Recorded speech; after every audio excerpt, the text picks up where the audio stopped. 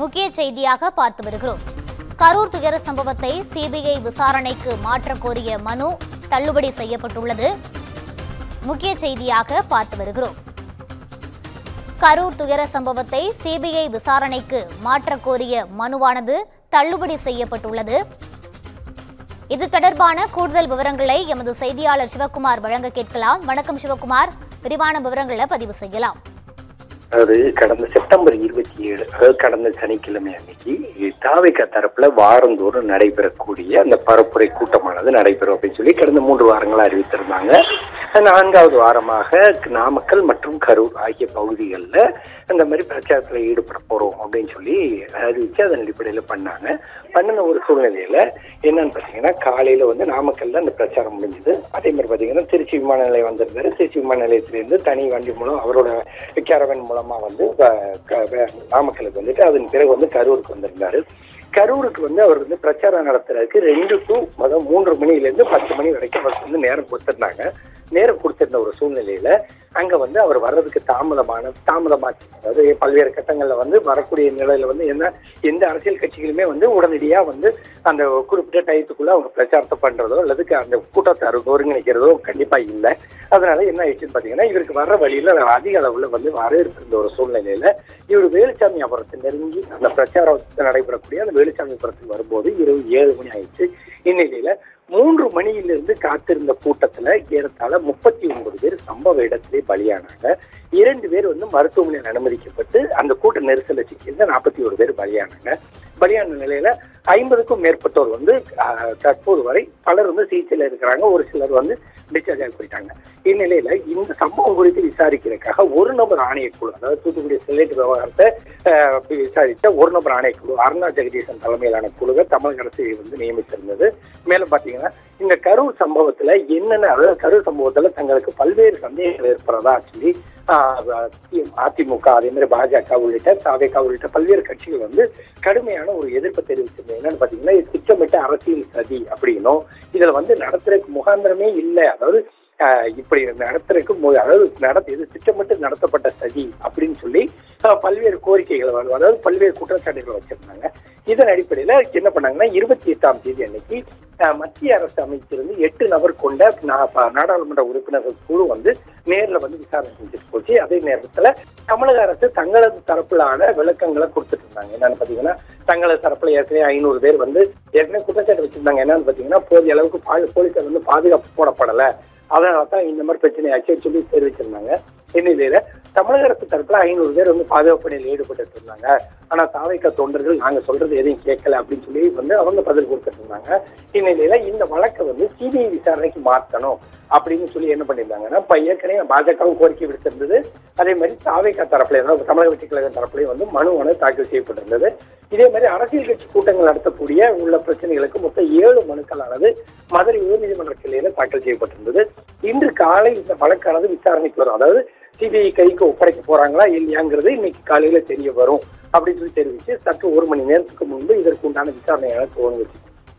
என்னன்னு பாத்தீங்கன்னா, கோர்ட் அடுத்த கேள்விகளை அரசுக்கு எழுப்புச்சு. என்னன்னு பாத்தீங்கன்னா, அரசின் கடமை இந்த மாதிரி கூட்ட நெரிசல்களை ஏற்படாம தடுக்க வேண்டியது அரசின் கடமையினும், இதுல கட்சி பேதம் எதையும் பார்க்க வேண்டாம்னு தெரிவிச்சிருந்தா அவங்க தேசிய நெடுஞ்சாலை, மாநில நெடுஞ்சாலை உள்ளிட்ட பகுதிகளில் ஏற்கனவே கூட்டம் நடத்த அனுமதி இல்லாத ஒரு சூழ்நிலையில நீங்க எப்படி இங்க நடத்த முடிஞ்சது அப்படின்னு சொல்லி குறிப்பிட்டு கேட்டிருந்தாங்க. அதே மாதிரி பாத்தீங்கன்னா, வெளியேற என்னென்ன அதாவது ஒரு கூட்டமானது கூடுது அப்படின்னா அதுல வெளியேறதுக்கு தனியா exit point and exit point அப்படிம்பாங்க.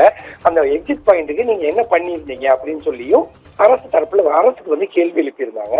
மேலும் மற்றவங்க அரசியல் கட்சிகளை மாதிரி விஜயோட கூட்டத்தை நினைக்காதீங்க. ஏன்னா அரசியல் கட்சி கூட்டங்கிறது அந்த அரசியல் கட்சி பிரமுகர்கள், அதான் இந்த கட்சி உறுப்பினர்கள் மட்டுமே வருவாங்கன்னு.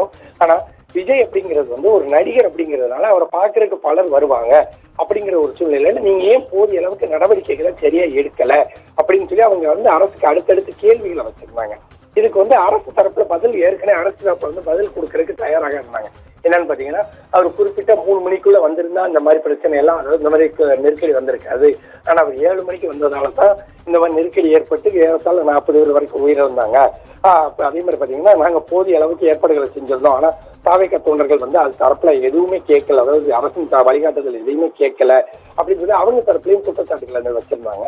இந்நிலையில இந்த வழக்கானது நீதிபதிகள் 2 நீதிபதிகள் அமர்வுல வந்து இன்னைக்கு சிபிஐக்கு மாற்றப்படுமா இல்லையா அப்படிங்கிறது குறித்து விசாரிக்க ஒரு மனிதனுடைய விசாரிக்க ஆரம்பிச்சிருந்த நிலையில தற்போது இந்த இதுக்கு வந்து சிபிஐ விசாரணை தேவையில்லை அப்படின்னு சொல்லி நீதிபதிகள் வந்து அந்த மனுவானது தள்ளுபடி செஞ்சிருக்கிறாங்க. ஏற்கனவே இன்னைக்கு வந்து இந்த நீதிபதிகள் வந்து விசாரணை செஞ்சுட்டு இருந்த நேரத்துல ஏற்கனவே விசாரணையில் ஈடுபட்டு இருந்த 8 நபர் கொண்ட என்டிஏ கூட்டணியில் உள்ள 8 நபர்கள் கொண்ட குழுவானது என்ன பண்ணியிருந்தாங்கன்னா ஒரு கோரிக்கை, அதாவது ஒரு பதில் ஒன்று அனுப்ப சொல்லி முதல்வருக்கு ஒரு அறிக்கை கொடுத்திருந்தாங்க. என்னன்னு பாத்தீங்கன்னா இந்த கூட்டத்துக்கு என்னென்ன காரணங்கள் நடந்தது, என்ன அதாவது அந்த என்னென்ன மாவட்ட நிர்வாக தரப்புல என்னென்ன நடவடிக்கைகள் மேற்கொள்ளப்பட்டிருந்தது, அதே மாதிரி காவல்துறை தரப்புல என்னென்ன ஏற்பாடுகள் செய்யப்பட்டிருந்தது, இந்த வழக்குல யாரையும் குற்றவாளிகள் அப்படின்னு சொல்லி சேர்த்திருக்கிறீங்களாங்கிறது உள்ளிட்ட 3 கேள்விகளை எழுப்பியிருந்தாங்க.